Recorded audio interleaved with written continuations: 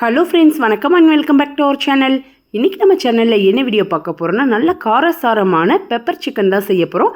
இந்த pepper chicken ரொம்ப டேஸ்ட்டாக இருக்கும். தயிர் சாதம், சாம்பார் சாதம், ரசம் சாதம், புலாவ், நெய் சாதம், இந்த மாதிரி கலந்த சாதத்துக்கு எல்லாத்துக்குமே, வெரைட்டி ரைஸ் எல்லாத்துக்குமே செம்ம சூப்பராக இருக்கும். வாங்க இது எவ்வளோ சுலபமாக ஈஸியாக டேஸ்ட்டாக செய்யலான்றதை இந்த வீடியோக்குள்ளே போய் நம்ம இப்போ பார்க்கலாம்.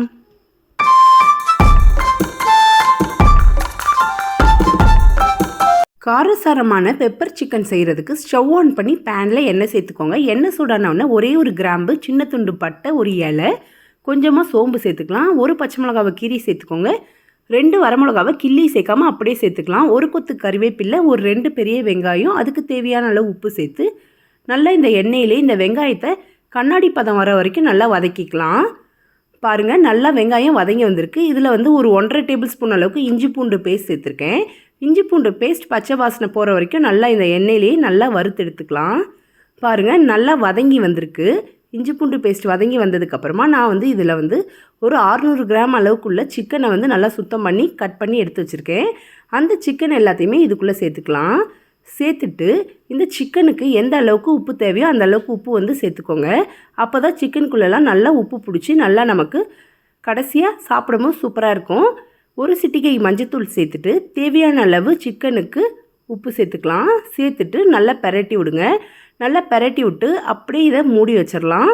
இதுக்குள்ளேருந்து வர தண்ணியிலேயே சிக்கன் நல்லா வெந்து சூப்பராக வருவான்.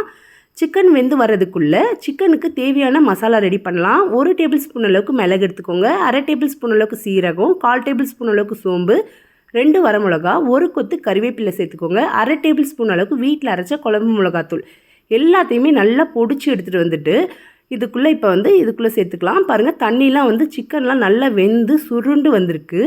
சிக்கனை நான் சிம்லேயே ஒரு 15 நிமிஷம் நல்லா அப்படியே மூடி போட்டு அப்படியே நடுவில் மட்டும் ஒரு 4 வாட்டி கலந்து விட்டு அப்படியே மூடி வச்சு வேக வச்சுருந்தேன். இந்த மாதிரி வேக வைக்கும் போது உங்களுக்கு சிக்கன் நல்லா சாஃப்டாக இருக்கும்.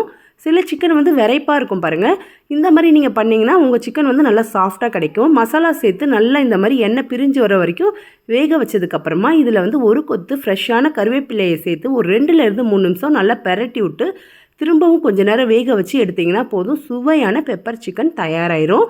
நீங்களும் உங்கள் வீட்டில் இதே முறையில் ட்ரை பண்ணி பாருங்கள்.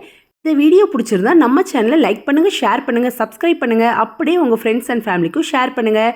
நம்ம சேனலை சப்போர்ட் பண்ணுற எல்லாருக்குமே ரொம்ப நன்றி. நாளைக்கு வேறு ஒரு வீடியோவோட உங்களை நான் சந்திக்கிறேன். Take care friends.